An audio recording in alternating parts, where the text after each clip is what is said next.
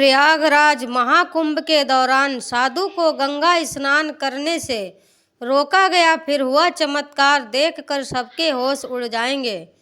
क्या हुआ? जब प्रयागराज महाकुंभ के दौरान एक साधु को गंगा स्नान करने से रोका गया, उसके बाद प्रयागराज के उस गंगा घाट पर जो चमत्कार हुआ, उसे देखकर आपके पैरों तले जमीन खिसक जाएगी। साल 2025 के जनवरी माह में प्रयागराज में सदी का सबसे बड़ा महाकुंभ लगने वाला है।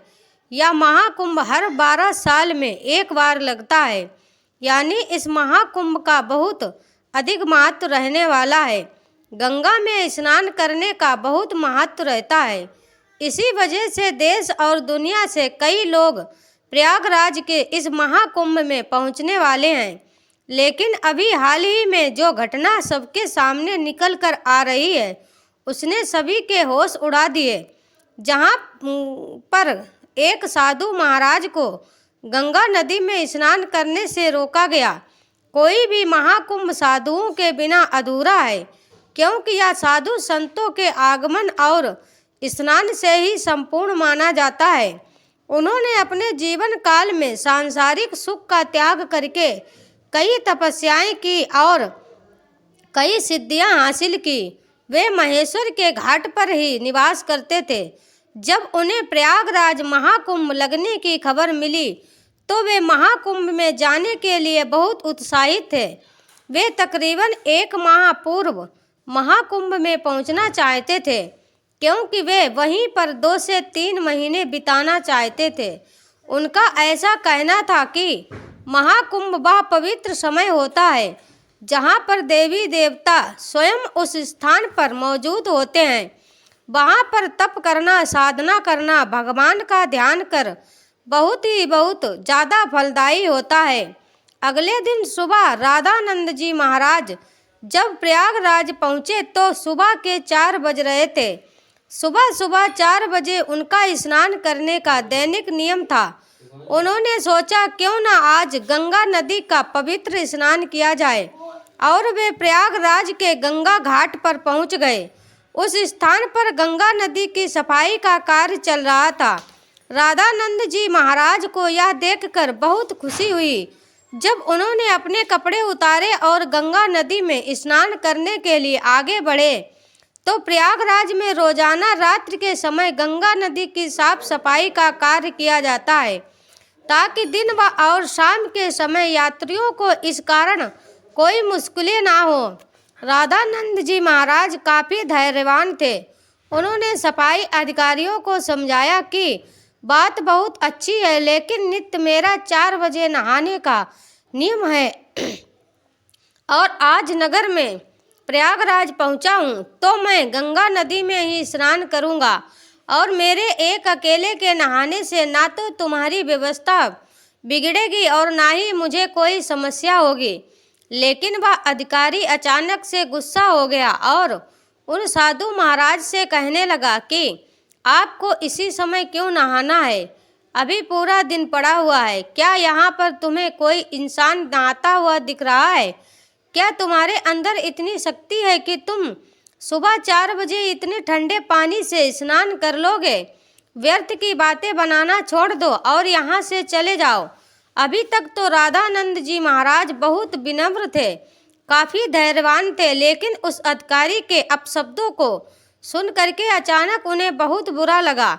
उनका ऐसा मानना था कि गंगा नदी पर किसी का अधिकार नहीं है, या तो साक्षात भगवान शंकर की जटाओं से निकलती हैं, जिसके अंदर सभी को अपने पाप धोने का अधिकार है और उसके लिए कोई निश्चित समय नहीं हो सकता।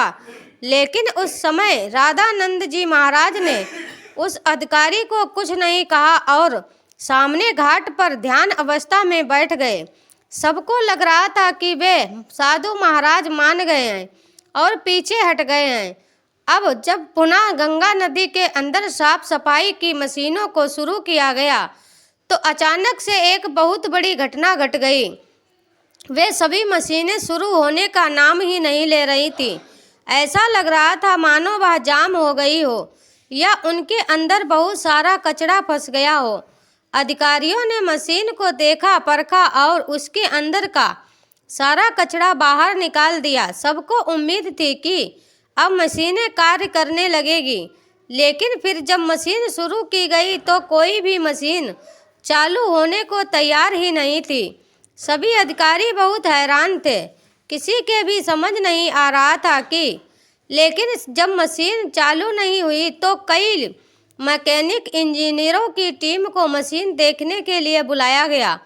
उन सभी मैकेनिकों ने मशीनों को अच्छी तरह से जांचा परखा और यही पाया कि मशीन तो एकदम सही है, लेकिन इसके चालू नहीं होने का कारण किसी को समझ नहीं आ रहा था। राधानंद जी महाराज अभी भी उसी घाट पर ध्यान अवस्था में बैठे हुए थे। गंगा नदी का साफ सफाई का कार्य उस दिन रुका हुआ था। सभी लोग बहुत हैरान थे। उस समय जो मैकेनिक इंजीनियर वहां पर मशीन सही करने आया था, उसने जब राधानंद जी महाराज को देखा तो उसकी आंखें खुली की खुली रह गई। वह राधानंद जी महाराज के चरणों में गिर गया और बाबा उसे आशीर्वाद देने लगे। फिर वह सभी अधिकारियों को बताने लगा कि यह महेश्वर के सिद्ध महाराज हैं। बचपन के समय पर एक बार जब मुझे सांप ने डस लिया था तो इन्होंने ही अपने चमत्कार से मेरी जान बचाई थी। तब उस अधिकारी को अपनी गलती का एहसास हुआ। वह समझ चुका था अगर यह अपने दैनिक नियम के अनुसार 4 बजे गंगा स्नान करना चाहते हैं तो मुझे इन्हें रोकने का अधिकार नहीं था। मैंने जो इनका अपमान किया, इन्हें भला बुरा कहा और गंगा नदी में स्नान करने से रोक दिया, उसी का परिणाम मशीनों की खराबी के रूप में हम भुगत रहे हैं।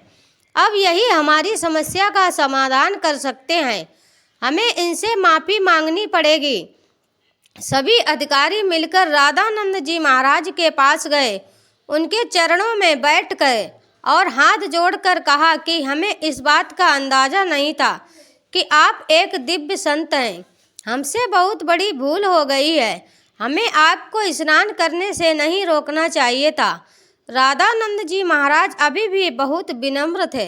उन्होंने अधिकारियों से कहा कि यह जरूरी नहीं है कि कोई संत चमत्कारी ही हो तभी उसे गंगा नदी में स्नान की अनुमति दी जाए।